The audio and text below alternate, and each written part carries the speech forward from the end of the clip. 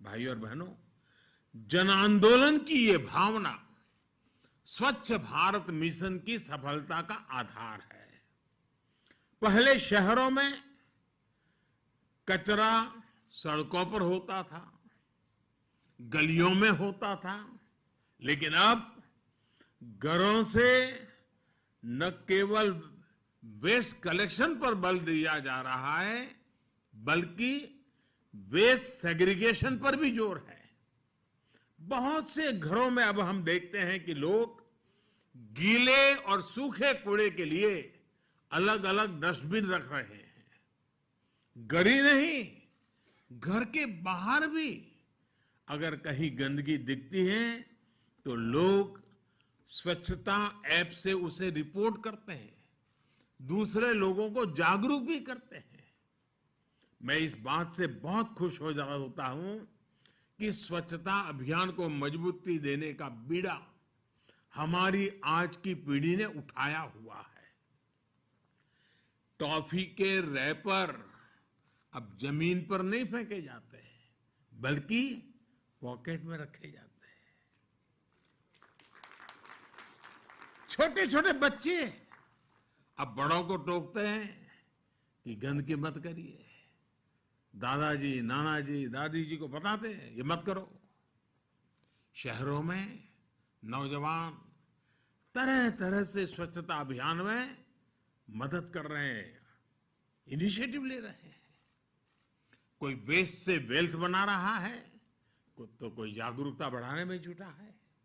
लोगों में भी अब एक स्पर्धा है कि स्वच्छ भारत रैंकिंग में उनका शहर आगे आना चाहिए, और अगर पीछे रह जाता है तो गांव में भी दबाव खड़ा होता है, भाई क्या हुआ, वो शहर आगे निकल गया, हम क्यों पीछे रह गए, हमारी क्या कमी है।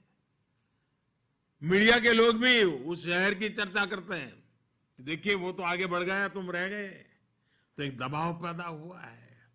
अब ये माहौल बन रहा है कि उनका शहर स्वच्छता रैंकिंग में आगे रहे, उनके शहर की पहचान गंदगी से भले शहर की ना हो।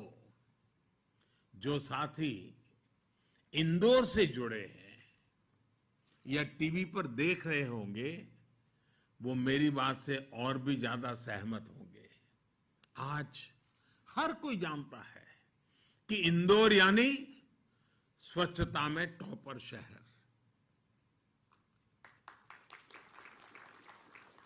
ये इंदौर के लोगों की साझा उपलब्धि है।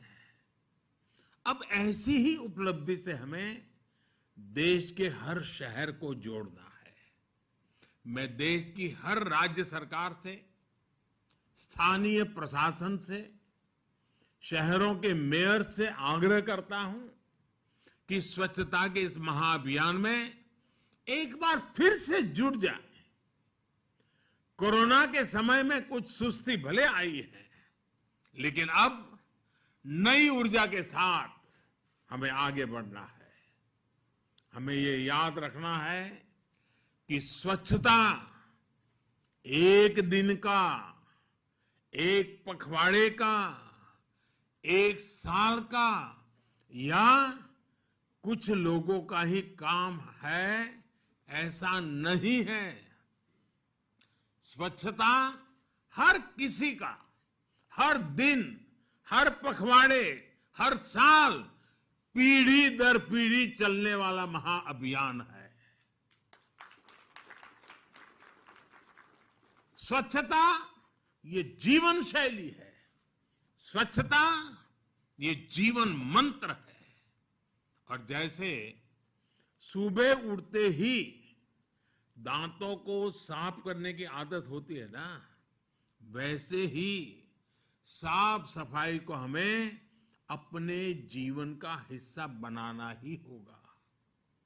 और मैं ये सिर्फ पर्सनल हाइजीन की बात नहीं कर रहा हूं, मैं सोशल हाइजीन की बात कर रहा हूं। अब सोचिए, रेल के डिब्बों में सफाई, रेलवे प्लेटफॉर्म पर सफाई, ये कोई मुश्किल नहीं था। कुछ प्रयास सरकार ने किया, कुछ सहयोग लोगों ने किया और अब रेलवे की तस्वीर ही बदल गई है।